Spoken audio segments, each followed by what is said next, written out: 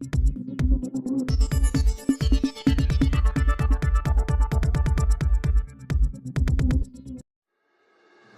शामिल करते हैं जंग से। रिपोर्ट राना शहबाज अजीज। वज़ीर-ए-आला पंजाब किसान कार्ड की किसानों को फराहमी शुरू कर दी गई। डिप्टी कमिश्नर मोहम्मद उमैर की हिदायत पर महकमा ज़राअत के दफ्तर में किसान कार्ड तकसीम करके मुहिम का बाकायदा आगाज़ हो चुका है। डिप्टी कमिश्नर मोहम्मद उमैर का इस हवाले से कहना है कि मनसूबा के तहत 1 एकड़ से लेकर 12.5 एकड़ तक आरज़ी मालिक किसान स्कीम के लिए अहल है।